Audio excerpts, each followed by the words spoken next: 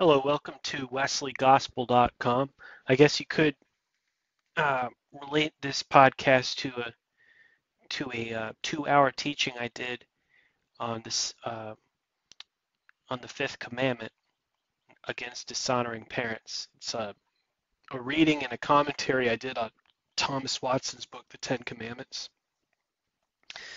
And today I would like to address how how to handle controlling toxic parents. How to handle controlling toxic parents. These are not honorable parents. These are not God-fearing parents. These are, and they may or may not go to church. That's beside the point. What we want to focus on is the characteristic of a controlling, tyrannical parent. And this is something that's not really talked about in the church, either A, because it's taboo, B, because it's hard to describe, C, it's not a universal experience, and D, it really is something that is privately discussed in a psychiatrist's office. There's a book, a secular book, self-help book, called Toxic Parents by Susan Forward, written in the 80s. Still very relevant today, has some profanity in it. But it's basically a psychiatrist, a therapist book full of case studies of adult parents, of adult children with all kinds of various really bad parent character traits. Controlling toxic parents are a complicated situation, and any adult in their 30s, 40s, or 50s stuck in a situation like that, they need to see a therapist about that specializes in what you would call family therapy.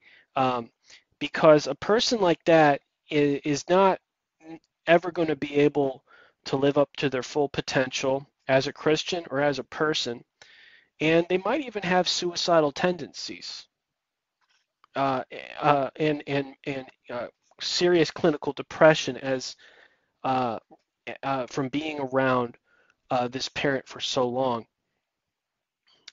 There are two examples of controlling, tyrannical, tyrant parents in the Bible that I know of. There's Laban in Genesis 30 and 31, and then there's King Saul as a parent to Jonathan and as a father-in-law to David.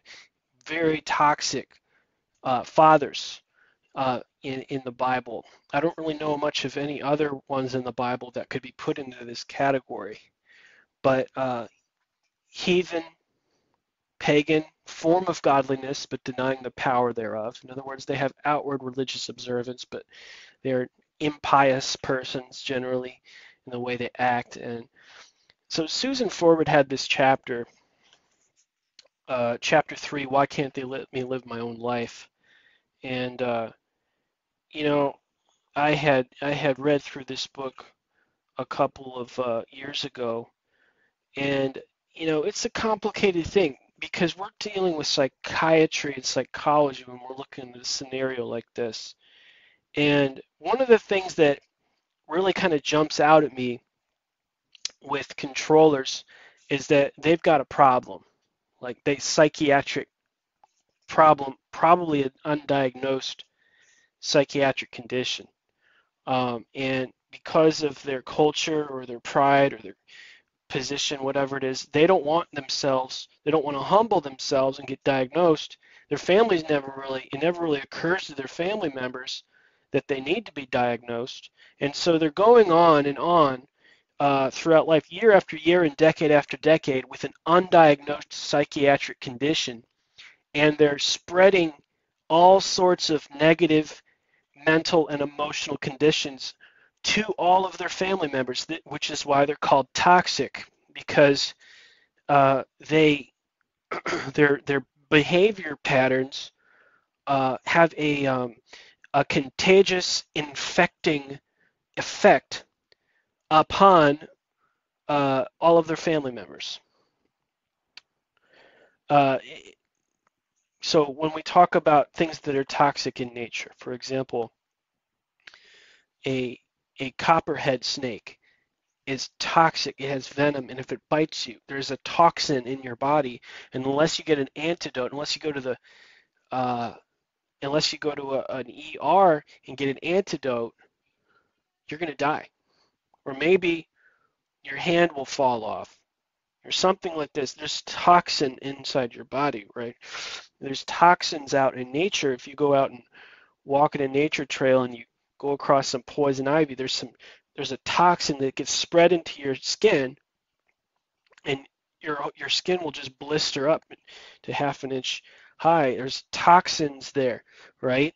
And so a toxic parent, according to Forward and other psychiatrists and therapists that have fallen in her school of thought, is a person that's like poison ivy. It's like a viper. There's venom there, right? And unless you acknowledge and identify that the venom is there, you're going to end up with a rash. You're going to end up with venom in your bloodstream, and you could die. If not physically, then a mentally and emotional death will happen to you, and you will lose your identity, lose your self-worth. You will, in effect, die as a result of constantly exposing yourself to the spiritual toxicity of the person in question.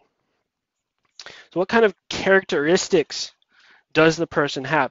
This is really technical, and this is why this becomes a thing in the psychiatric community, because we're talking about, they call it a shrink for a reason, a head shrinker. Why? Because this is a technical issue. We're talking about session upon session upon session upon session upon session upon session, focused on just one person, and a file cabinet filled with case studies to be able to understand the nature of the toxicity of the mental behaviors of this person. It's not a simple thing to really figure out. But because nobody's perfect, right? And so because nobody's perfect, because even sanctification itself is imperfect, and the growing process of holiness in obedience to God is imperfect, how can you say that there are people out there that are so evil that they need to be put into a psychiatric category and labeled toxic? Well, there are degrees of torment in hell. There are degrees of crimes in this life. There are misdemeanors and felonies. There are degrees. Jaywalking is not considered as bad as murdering a person in cold blood, right? So you'll oftentimes find that a person who's a toxic influence on a family, a controlling, tyrannical person, is a person who they use guilt and manipulation and helicopter parent overly helpful to direct their children's lives, even in their 30s and in their 40s. And they will use guilt trips and manipulation. And another thing that they have about them is they have a sense of entitlement. What do I mean by that? Entitlement means that they think that you owe them no matter what. And in this, they are quite dumb, because it never occurs to them that their behavior is so deeply offensive and so incredibly toxic that it never occurs to them that they have offended you, even though you have told them over and over and over again. It never quite occurs to them that they are an offensive creature, and their children would rather serve in hell than to be around them for one single moment.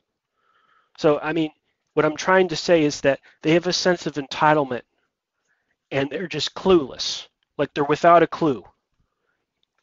And they think that they still need to be paid visits. They still need to be honored and respected as these great grandparents or whatever.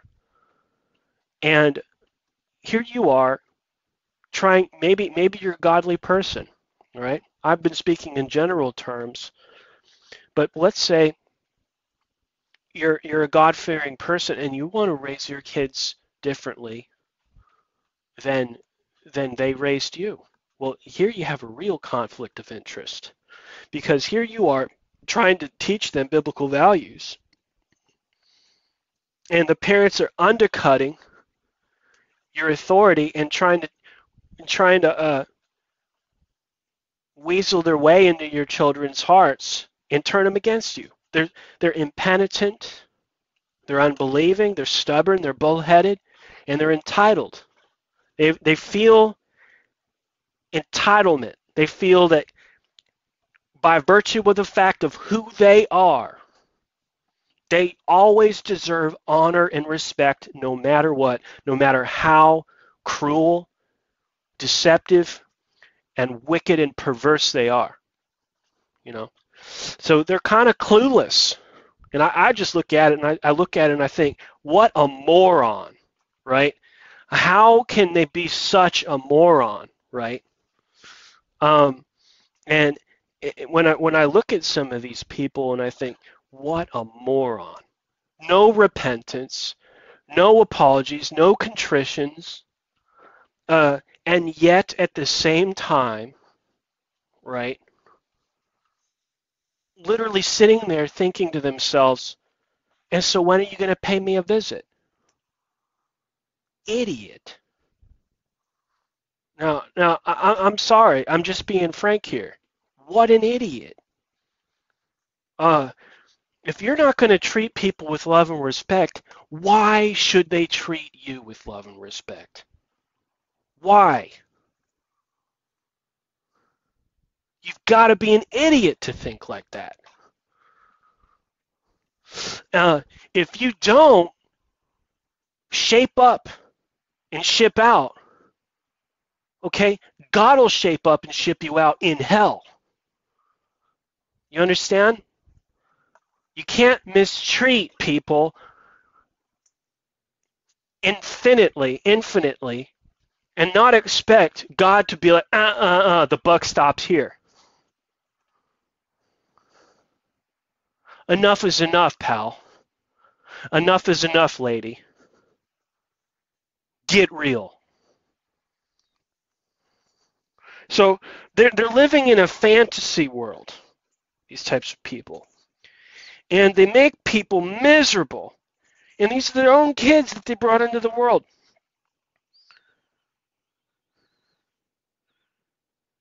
Page 50 says in Toxic Parents, it will say, the fear of not being needed motivates many controlling parents to perpetuate this sense of powerlessness in their children. That's the crux of the whole thing right there. They're so needy, they're so emotionally needy that they disrespect everyone and try to make their children feel powerless without their help. And they will use money and they will use gifts to try to control and to manipulate. I think there could be unhappy marriages at the root of this, but it's hard to prove that from Saul, and it's hard to prove that from Laban. We don't know anything about Saul's wife. We don't know anything about Laban's wife. But the way that both of these guys acted towards others, you have to think that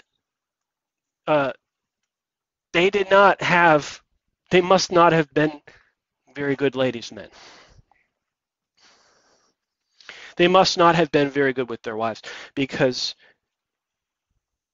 there's more to life than living like that. With Laban, you see him changing Jacob's wages 14 different times over the course of 14 years or something. You see him tricking Jacob into marrying a girl he didn't even like. He's a Machiavellian. With Saul, you see a murderous and hateful spirit.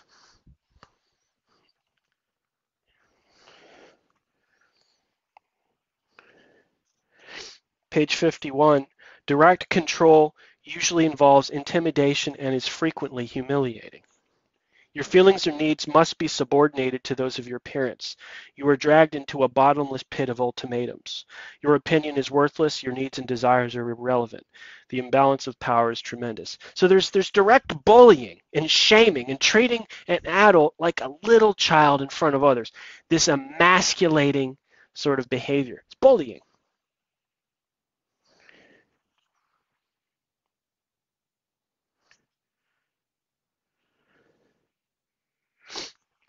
Page 53, like most controlling parents, Michael's were incredibly self-centered. They felt threatened by Michael's happiness instead of seeing it as a validation of their parenting skills. Michael's interests were insignificant to them. They're self-centered, narcissistic, don't care about the feelings of others.